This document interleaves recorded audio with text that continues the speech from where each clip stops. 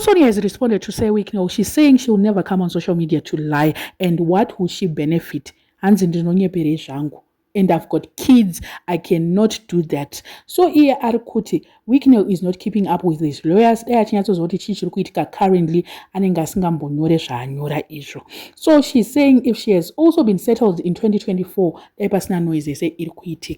if Wicknell is happily married, why is he taking her to court? Panapa have got a chat share, and chat racho it's between Sonia na advocate varikumirira Wicknell. Advocate Vakati, this is my proposal, let's do a trial on it. And then Sonia said, I can't gamble my kids' well-being, Hashiti. And then Shkanzina advocate, it's not gambling. Shkanzina Sonia, I've gambled cars, money, assets, but not their safety and well-being. And then advocate Vakati, it's ensuring their dad is present and parenting. How about he comes over for the 2 weeks a month? Murukonzwa. Aida kuenda kumba kunogara na Sonia kuti 2 weeks dzimwe ari kwaLulu, 2 weeks idzi ichiko ichocho andibarika. Ko why is Dzambarafuta saying she's lying? Ndozvandodira Sonia anouya nema-receipts. Ndozvandomudira. Ndanyatsozoti sisi will come with receipts. And then zvikanzi naiye my kids go to his house, he takes flights out, leaving them there. Ari kutotaura kuti vana vanoenda ikoko, why iye ari kuda kuuya panapa? But manjeka mukomana haasi kuda kuita kunge ari kunyengerera kana kuti akaudza lawyer rake what and whatever. Akuda kuisa pachena kunge Sonia ari kupenga. She's delusional. Worstly, lawyer was trying to advocate kuti aende 2 weeks kumba uko, 2 weeks uko. Harisi barika here raida kuita iri. Chii? Hanzi if he's happily married, why ari kunoendeswa ku court?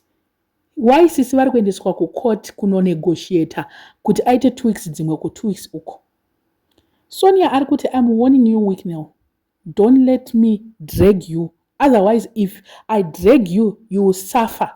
And it will take long to get back to yourself. It will take time to get back to your feet. It's just a warning. And she will never repeat herself. Arikutomuti delete your post yawanyora. Delete everything. Because that is bullshit yawanyora. She knows what exactly to tell my lawyers. And the post iyo ichatoenda kuma lawyers ononyatsonovaudza kuti Wicknell wenye atanga ari kunyora zvakati ivo vanga vamboricha a certain agreement. All this while Hanzi, I wanted to settle down. I wanted to settle out of court. Anga singade drama, singade noise. But manje Hanzi nezviri kuitika izvi manje hazvichamboda izvozvo. And she wanted to do this amicably, peacefully, but now ari kuti gloves off. Ngatite man to man. And I feel like sisi vanoziva madhira aWicknell. Ndosaka vari kuti iwewo you never recover. Ndikatanga newe, I'm warning you, you will never recover. Because mamwe companies ari muzita vatori directors. Vari 2. Ainyoresa mukadzi as a director mucompany.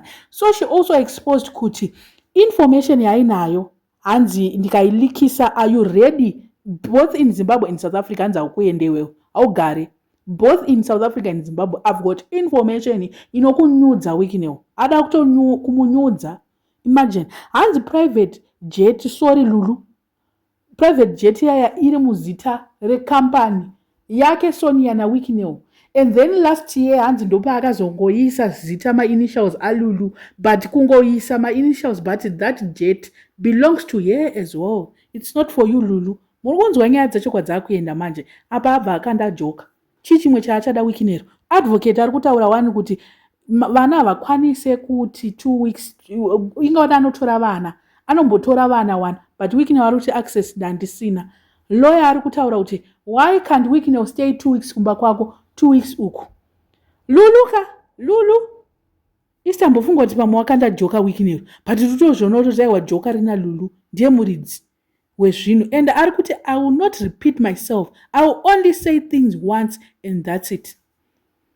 And iwe unonyatsozoti unotadza kusvika kuSouth Africa because I've got information yako iwewe ida kutolikiswa. So I don't know what you guys think nenyaya idzi, but I'm thinking it's going to be a very long weekend for us. Uye achataura tete kana kuAmerica ndo asi kuAmerica vanhu vamuka.